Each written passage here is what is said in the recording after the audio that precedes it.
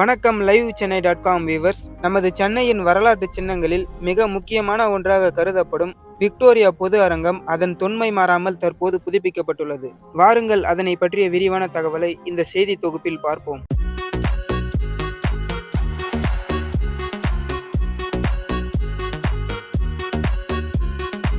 Chennai central ரயில் நிலையத்திற்கு அருகாமையில் அமைந்துள்ள இந்த கட்டிடம் மாநகரின் கலை மற்றும் கலாச்சார அடையாளமாக திகழ்கிறது. இந்த கட்டிடத்தின் வரலாற்று பின்னணியாக பிரிட்டிஷ் ராணி விக்டோரியாவின் பொன்விழா கொண்டாட்டங்களை குறிக்கும் வகையில் 1887ஆம் ஆண்டு இந்த கட்டிடத்திற்கு அடிக்கல் நாட்டப்பட்டது. அதன் பிறகு 1890ஆம் ஆண்டு அப்போதைய சென்னை கவர்னர் கன்னிமரா பிரபுவால் இது திறந்து வைக்கப்பட்டது. மேலும் இந்த கட்டிடக்கலையை புகழ்பெற்ற இந்தோ சாரசனிக் பாணியில் கட்டிடங்களை வடிவமைப்பதில் வல்லுவரான ராபர்ட் சிசோல்ம் என்பவரால் இது வடிவமைக்கப்பட்டது.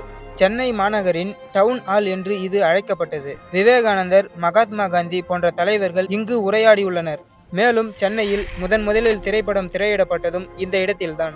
இந்த கட்டிடக்கலையின் சிறப்பம்சங்கள்: சிவப்பு நிற செங்கற்கள். இந்த கட்டிடம் சிவப்பு நிற செங்கற்கள் மற்றும் சுடுமண் அலங்கார வேலைப்பாடுகளால் ஆனது. இதன் மேற்கூரையானது பழமையான மெட்ராஸ் டெரஸ் முறையில் இதன் மேற்கூரை அமைக்கப்பட்டுள்ளது. கீழ்த்தளம் மற்றும் மேல்தளம் என 2 நிலைகளை கொண்டது. கலைநயமிக்க ஜன்னல்கள் மற்றும் காற்றோட்டமான வராண்டாக்கள் என இதன் தனிச்சிறப்பு இருக்கிறது. தற்போது இந்த கட்டிடத்தில் புதுப்பிக்கப்பட்ட பணிகள்: பல ஆண்டுகளாக பராமரிப்பின்றி சிதலமடைந்திருந்த இந்த கட்டிடத்தை சென்னை மாநகராட்சி மற்றும் ஸ்மார்ட் சிட்டி திட்டத்தின் கீழ் புதுப்பிக்கும் பணிகள் மேற்கொள்ளப்பட்டன. இந்த கட்டிடத்திற்கு நவீன சிமெண்ட் பயன்படுத்தப்படாமல் பழங்கால முறையில் சுண்ணாம்பு, கடுக்காய், வெல்லம் ஆகியவற்றை உள்ளடக்கிய கலவையை பயன்படுத்தி சுவர்கள் பலப்படுத்தப்பட்டன. மேலும் கட்டிடத்தில் இருந்த தேக்கு மரத்திலான கதவுகள், ஜன்னல்கள் மற்றும் படிக்கட்டுகள் ஆகியவற்றின் அசல் தன்மை மாறாமல் அப்படியே மெருகேற்றப்பட்டுள்ளன. இந்த கட்டிடத்தின் அசல் சிவப்பு நிறத்தை தக்க வைக்கும் வகையில் சிறப்பு பூசு வேலைப்பாடுகள் நடந்துள்ளன.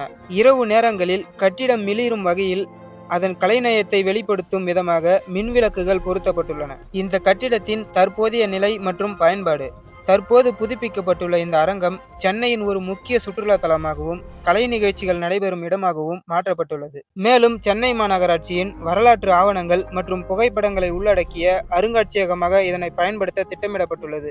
சிறிய அளவிலான இசை நிகழ்ச்சிகள், கருத்தரங்குகள் மற்றும் கலை கண்காட்சிகள் நடத்த இது ஒரு ஏற்ற இடமாக திகழ்கிறது. நீங்கள் இந்த இடத்திற்கு செல்ல விரும்பினால் சென்னை சென்ட்ரல் அல்லது ரிப்பன் மாளிகைக்கு அருகில் இது அமைந்துள்ளது.